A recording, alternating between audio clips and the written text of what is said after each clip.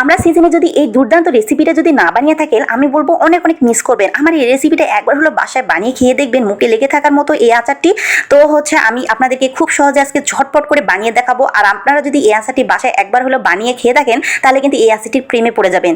তো বন্ধুরা, কথা না বাড়িয়ে তো চলেন শুরু করা যাক। প্রথমেই কিন্তু আমড়াগুলো আমি ধুয়ে নিয়েছিলাম, কারণ বাজার থেকে নিয়ে আসার পর অনেক কিন্তু আমড়াগুলো ময়লা থাকে। তো ধুয়ে নেওয়ার পর আমি এখানে ছিলে নিচ্ছি। তো একটু করে কিন্তু পেকে গিয়েছিল আমড়াগুলো, কারণ আমি 2 দিন আগে নিয়ে আসছিলাম। তো আমি ভিডিও করব দেখে একটু আমি আচারটা বানিয়ে আপনাদেরকে দেখাবো। তো এর মাঝে পেকে গিয়েছিল। তো যাই হোক, কোনো ব্যাপার না। আর আমড়াগুলো একটু পেকে গিয়েছিল দেখে অনেক মজা হয়েছিল আচারটি। তো আমি এখানে আমড়াগুলো ভালোভাবে ছিলে নেওয়ার পর এখানে ধুয়ে নিচ্ছিলাম, পানি দিয়ে ভালোভাবে ধুয়ে নেওয়ার পর আমি আমড়াগুলো এখন একটা চাকু দিয়ে এভাবে আমি এরকম করে খাঁজ করে করে কেটে নিব। আর এরকম করে কেটে নিলে হবে কি, মশলাটা কিন্তু ভালোভাবে ঢুকে যাবে।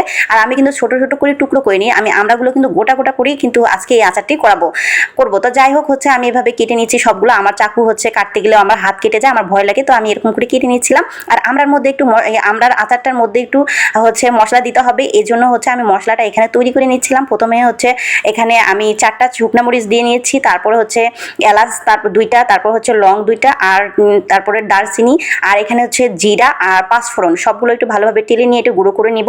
আর এই আচারের এর মধ্যে এই মশলাটা দিলে কিন্তু খুব ভালো লাগে খেতে। আপনারাও এইভাবে কিন্তু একবার হলেও বানিয়ে খেয়ে দেখবেন, অনেক ভালো লাগবে খেতে।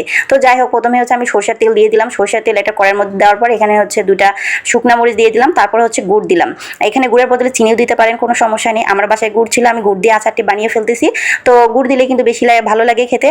তা আমি গুড়গুলো একটু ভেঙে নিচ্ছিলাম। গুড়গুলো ভালোভাবে ভেঙে নেওয়ার পর আমি এখন আমড়াগুলো এখানে দিয়ে দিব। আর এক ফোঁটাও কিন্তু পানি দিব না। এই গুড়ের মধ্যে আমি এই আচারটি করে ফেলবো। আর এই হালকা একটু সিদ্ধ করে নিলে ভালো হয়। আর নয়তো যদি না নিতে পারেন, আপনারা এভাবে দিয়ে অল্প অল্প আছে কিন্তু ঢেকে ঢেকে এই আচারটি করে ফেলবেন, একদম পানি দিবেন না। তো যাই হোক, আমি এভাবে নেড়ে ছেড়ে আমি এখন ঢেকে রেখে দিব। আর সামান্য কিন্তু একটু লবণ দিয়ে দিব স্বাদ মতো। সিজন আসলে আমি এই আচারটি করে থাকি, কারণ এই আচারটি খেতে অসম্ভব খুব ভালো লাগে। আমার বিশেষ করে আমার খুব ভালো লাগে। আর আমার বাচ্চাদের কথা কি বলবো, আমার বাচ্চারা তো একদম খেতে আরো বেশি পছন্দ করে। তো যাই হোক, তো আমি এখানে কিন্তু 1 কেজি আমড়া নিয়েছিলাম। তো 1 কেজি আমড়ার আচার করে আপনাদেরকে দেখাইতেছি। পরে আরো বেশি করে একটু নিয়ে আচার করে রেখে দিব, তাহলে কিন্তু যে সময় খেতে মন চাইবে কিন্তু আমরা খেতে পারি। বাজার থেকে কিনতে গেলে কিন্তু ওই একটা আচার বা একটুখানি আচার কিন্তু খেলে কিন্তু মন ভরে না। আর বাসায় যদি একটু বানিয়ে খাওয়া হয়, কিন্তু মন ভরে খাওয়া হয়, আর খেতে কিন্তু অসম্ভব ভালো লাগে। বাসার জিনিসের খাবারের কিন্তু মজাই আলাদা।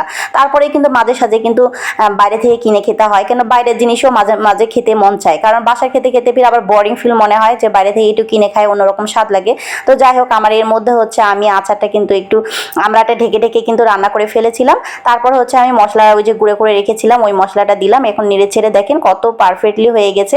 এই আচারটা কিন্তু একটু রসালো ভাব করে আপনারা নামাবেন, নামাইলে কিন্তু ভালো লাগবে। আমার আচারের রসটা একটু টেনে নিয়েছিল। তো যাই হোক, আপনাদের সার্ভ করে একটু দেখাই দিলাম আজকের আচারটি বানানো কেমন হয়েছে, বা এই রেসিপিটা আপনাদের কেমন লেগেছে। সবাই কিন্তু কমেন্ট করে জানাতে ভুলবেন না। আজকে এ পর্যন্ত, সব ভালো থাকবেন। আল্লাহ হাফেজ।